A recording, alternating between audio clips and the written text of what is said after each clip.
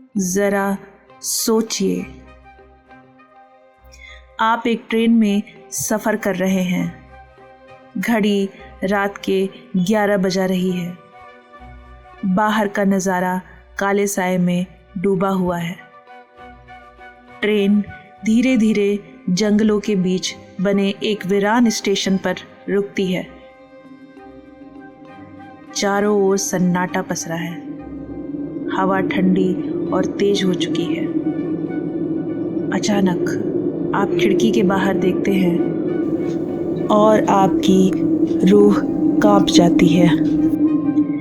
एक सफ़ेद साड़ी पहने महिला प्लेटफॉर्म पर खड़ी है, लेकिन उसका चेहरा नहीं दिख रहा।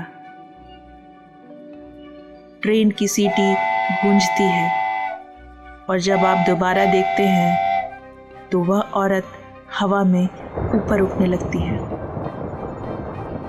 क्या यह सिर्फ भ्रम है या सच में कोई अनदेखी ताकत यहाँ राज करती है? आइए जानते हैं इस स्टेशन की वह दहशत भरी कहानी जिसने पूरे इलाके को दशकों तक भयभीत रखा, जिसका शीर्षक है बैगुन को दूर।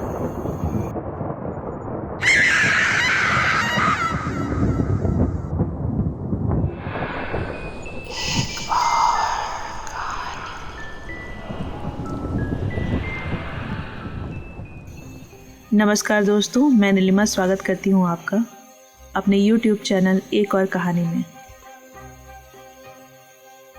तो आइए आपको सुनाती हूँ एक और कहानी, बैगुन को दूर। आपने स्टेशन का नाम जरूर सुना होगा। 1960 में जब बैगुन को दूर रेलवे स्टेशन का निर्माण हुआ, तब यह पश्चिम बंगाल के पुरुलिया जिले के लोगों के लिए बेहद जरूरी था। यह स्टेशन गांवों को रेलवे नेटवर्क से जोड़ता था और व्यापारियों के लिए यह एक महत्वपूर्ण मार्ग था। दिन के समय यहाँ यात्रियों की भीड़ लगी रहती। वेंडर चाय और समोसे बेचते और ट्रेन की सीटी के साथ ही लोग अपनी मंजिल की ओर निकल पड़ते। लेकिन 1967 में एक ऐसी घटना घटी जिसने इस स्टेशन को हमेशा के लिए एक डरावने रहस्य में तब्दील कर दिया। रात के करीब 11 बजे थे। स्टेशन मास्टर अपने कैबिन में बैठे रजिस्टर पर कुछ लिख रहे थे। अचानक उन्हें खिड़की पर एक परछाई दिखाई देती है। उन्होंने बाहर झांक कर देखा। एक महिला सफ़ेद साड़ी में प्लेटफॉर्म पर खड़ी थी। आखिर इतनी रात को यहाँ कौन हो सकता है, उन्होंने सोचा। लेकिन जब उन्होंने ध्यान दिया तो वह औरत धीरे धीरे पटरियों पर उतरने लगी और फिर अचानक हवा में ऊपर उठ गई। स्टेशन मास्टर का खून जम गया। उन्होंने डर से अपनी आंखें बंद कर ली और जैसे तैसे रात बिताई।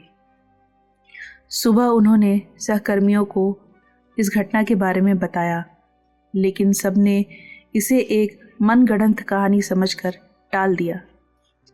लेकिन कुछ ही दिनों में यह डरावनी घटना बार बार होने लगी। धीरे धीरे यात्रियों और कर्मचारियों ने भी अजीब घटनाओं का अनुभव करना शुरू कर दिया।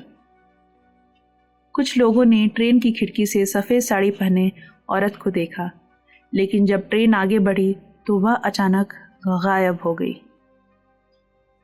ट्रेन ड्राइवरों का कहना था कि जब वे स्टेशन के पास आते तो अचानक पटरियों पर एक औरत खड़ी दिखती।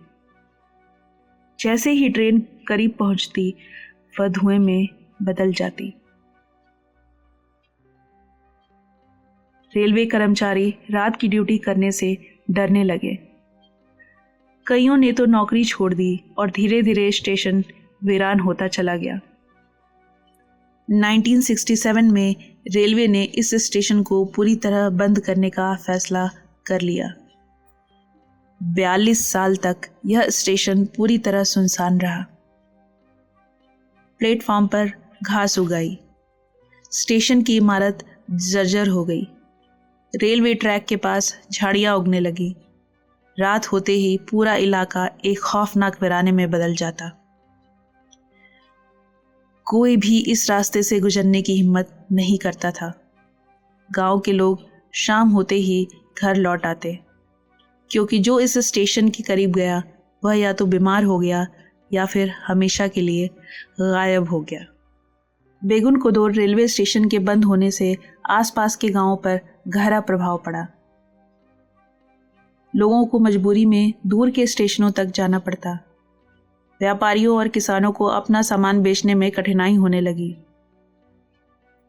गांव के लोग इसे अपशकुन मानने लगे और वहां बसने से कतराने लगे।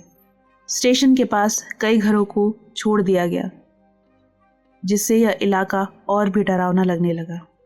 42 साल बाद 2007 में रेलवे ने इस स्टेशन को फिर से चालू करने का निर्णय लिया।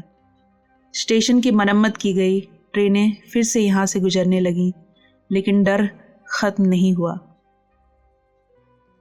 आज भी शाम होते ही स्टेशन वीरान हो जाता है। कोई भी कर्मचारी यहाँ रात की ड्यूटी नहीं करता। यदि कोई ट्रेन यहाँ रुकती भी है तो यात्री खिड़कियां बंद कर लेते हैं।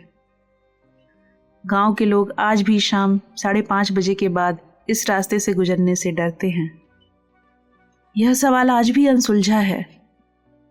क्या यह सिर्फ मन का भ्रम है या सच में कोई आत्मा यहाँ भटक रही है? कुछ लोग कहते हैं कि यह महज एक अफवाह है, लेकिन कई लोगों ने यहाँ अजीब अनुभव किए हैं। कुछ खोजी दलों ने यहाँ रात में जांच की, लेकिन कईयों को यहाँ अजीब घटनाएं महसूस हुई।